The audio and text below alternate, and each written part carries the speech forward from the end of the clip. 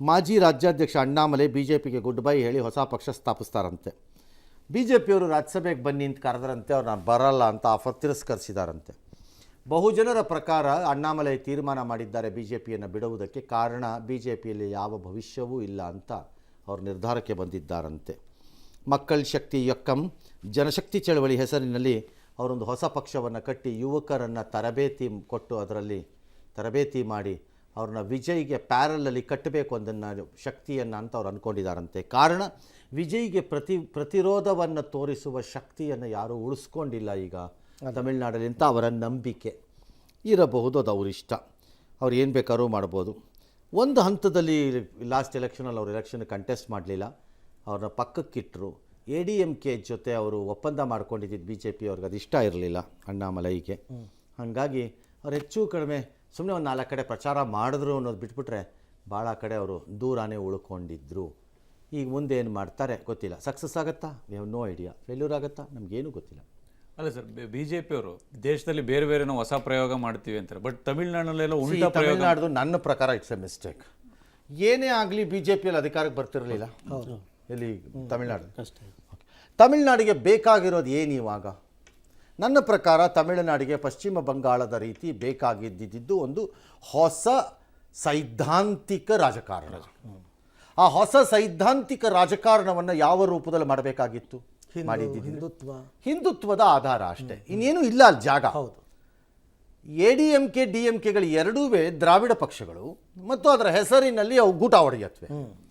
ಹೀಗಿದ್ದಾಗ ಹೇಗಿದ್ರೂ ಅಧಿಕಾರಕ್ಕೆ ಬರಲ್ಲ ಅನ್ನೋ BJP ಈ ವರ್ಷ ಅಧಿಕಾರಕ್ಕೆ ಬರೆದಿದ್ರೂ ಪರವಾಗಿಲ್ಲ, ನಾವು ಏಕಾಂಗಿಯಾಗಿ ಹೋರಾಟ ಮಾಡೋಣ, ಆ ವರ್ಗ ಏನಿದೆ ಹಿಂದುತ್ವದ ವರ್ಗ ಏನಿದೆ ಅದನ್ನು ಕಟ್ಟೋಣ, ಕನ್ಸಾಲಿಡೇಟ್ ಮಾಡೋಣ ಆ ವೋಟ್ಸನ್ನು, 6 ಸೀಟ್ ಆಗಲಿ ತೊಂದರೆ ಇಲ್ಲ ನಮಗೆ ಅನ್ನೋದಕ್ಕೆ ಹೋಗಬೇಕಾಗಿತ್ತು. ಆ ಬದಲು BJP ಸುಲಭ ಮಾರ್ಗವನ್ನು ಆಯ್ಕೊಂಡು ಹೇಗೋ ಮಾಡಿ ಅಡ್ಜಸ್ಟ್ ಮಾಡಿ ಪವರ್ಗೆ ಬಂದುಬಿಡೋಣ ಅಂತ. ಅವ್ರಿಗೆ TVKದ ನಿರೀಕ್ಷೆ ಇರಲಿಲ್ಲ. ಹೇಗೋ ಮಾಡ್ಕೊಂಡು ಪವರ್ಗೆ ಬಂದುಬಿಡೋಣ, ಅದು ಒಂದು ರಾಜ್ಯ ಹಿಡದೇ ಬಿಡೋಣ ಅನ್ನೋ ದುರಾಸೆಗೆ ಬಿದ್ದು ಅನದರ್ ದ್ರವಿಡಿಯನ್ ಪಾರ್ಟಿ ಜೊತೆ ಹೋಗಿ ನಿಂತ್ಕೊಂಡ್ರು. ಸೊ ಹಾಗಾಗಿ ಆ ರಾಜ್ಯದಲ್ಲಿ BJPನ ದ್ರವಿಡಿಯನ್ ಸಪೋರ್ಟರ್ಸು ನಂಬಲಿಲ್ಲ, ಹಿಂದೂ ಸಪೋರ್ಟರ್ಸು ನಂಬಲಿಲ್ಲ, ಯಾರೂ ನಂಬದೇ ಇರೋ ಸ್ಟೇಜ್. ಒಂಥರ ಏಕಾಂಗಿಯಾಗಿ ಕಮಂಗಿಗಳಾಗೋದ್ರು BJPಯವರು. This is exactly what he said. ಬೇಡ, ನಾವು ನಮ್ಮ ಬೇಸನ್ ಕಟ್ಟೋಣ, ಬೇಡ ಇದ್ರ ಸವಾಸುಗಳು. ಎಕ್ಸಾಕ್ಟ್ಲಿ ಇವತ್ತು ತಮಿಳ್ನಾಡಲ್ಲಿ ಜಾಗ ಏನಾದ್ರು ಇದ್ದರೆ ಇಲ್ಲಿ ತಮಿಳ್ನಾಡಲ್ಲಿ ಅದಿರೋದು space a strong Hindu base party. So ಕೋಪ ಬಂದಾಗ ಕಮ್ಯುನಿಟಿಗಳನ್ನ ಒಳಗೆ ಎಳ್ಕೊಂಬರ್ಬೋದು. ಅದಕ್ಕೆ ಟಿಪಿಕಲಿ ವಾಟ್ ಹ್ಯಾಪನ್ಡ್ ಇನ್ ಪಶ್ಚಿಮ ಬಂಗಾಳ. ಆದರೆ BJP ಥಾಟ್ ಅದರ್ವೈಸ್. ಅದರ ಪರಿಣಾಮ ಹೀಗಿದೆ. ಹಾಗಾಗಿ ಅಣ್ಣಾಮಲೈ ಕ್ಲಿಕ್ ಆಗಿಬಿಡುತ್ತಾ ಅಂಥದ್ದೊಂದು ರಾಷ್ಟ್ರೀಯವಾದಿ ಮತ್ತು ಹಿಂದುತ್ವವಾದಿ ಬೇಸಲ್ಲಿ ಕಟ್ಟಿಬಿಟ್ರೆ ಆಗ್ಬಿಡುತ್ತಾ ಅಂತ ಅಂದ್ಕೊಂಡ್ರೆ ನನಗೆ ಗೊತ್ತಿಲ್ಲ ಆಗತ್ತೋ ಇಲ್ವ. ಯಾಕಂದರೆ ವಿಜಯ್ಗೂ ಅಣ್ಣಾಮಲೈಗೂ ಕಂಪೇರ್ ಮಾಡಬಾರ್ದು, ಅದಲ್ಲ ಅದು ಕಂಪ್ಯಾರಿಸನು. ಬಟ್ ಗೊತ್ತಿಲ್ಲ ಜನ ಹೇಗೆ ನೋಡ್ತಾರೆ ನಾಳೆ ಅಂತ ಅಲ್ವಾ? ಹೌದು. ಈಗ ಬಿಟ್ವೀನ್ ಅಕಾಲಿ ದಳ ಮತ್ತು ಕಾಂಗ್ರೆಸ್ ಪಂಜಾಬ್ನಲ್ಲಿ ಜನ ಒಂದು ಹೊಸ ಸ್ಪೇಸ್ ನೋಡ್ತಿದ್ರು. ಆಪಲ್ ಅದನ್ನು ಕಂಡು ಹಿಡ್ಕೊಂಡ್ರು, ಆಪಲ್ ಅಲ್ವಾ? ಹಾಗೆ ಜನಕ್ಕೆ ಒಂದು ಹೊಸದು ಬೇಕಾಗಿದೆ, ಅದಕ್ಕೆ ಅವ್ರು ಹುಡುಕ್ತಾ ಇದ್ದಾರೆ ಅಷ್ಟೇ.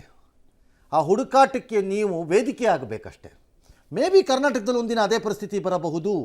ಈ ಕಾಂಗ್ರೆಸ್ ಮತ್ತು BJPಯ ಹಾವಳಿ ಮಧ್ಯೆ ಒಂದು ಸ್ಪೇಸ್ ಇದೆ, ಅದನ್ನು JDS ಫಿಲಪ್ ಮಾಡುವಂತಹ ಸಂಪೂರ್ಣ ಶಕ್ತಿಯನ್ನು ಇನ್ನೂ ಗಳಿಸಿಲ್ಲ ಅಥವಾ ಇದ್ದಿದ್ದನ್ನು ಕಳ್ಕೊಂಡ್ಬಿಟ್ಟಿದೆ. ಹೇಗೆ ಅವ್ರು ಮುಂದಕ್ಕೆ ಹೋಗ್ತಾರೆ ನಂಗೆ ಐಡಿಯಾ ಇಲ್ಲ. Otherwise there is A space, anti BJP and anti Congress space ಇದೆ ಇಲ್ಲೊಂದು. ತುಂಬ ಜನ ಬೇಸತ್ತು ಹೋಗಿದ್ದಾರೆ ಇಬ್ಬರ ಬಗ್ಗೆನೂ. ಇಬ್ಬರು ಸುಳ್ಳುಗಾರರು, ಇಬ್ಬರು ವಂಚಕರು, ಇಬ್ಬರು ನಯವಂಚಕರು, ಇಬ್ಬರು ಭ್ರಷ್ಟರು, ಇಬ್ಬರು ಲೂಟಿಕೋರರು. ಯಾವ ಅನುಮಾನನೂ ಇಲ್ಲ ಇದರಲ್ಲಿ. ಯಾವ ಅನುಮಾನ ಇದೆ?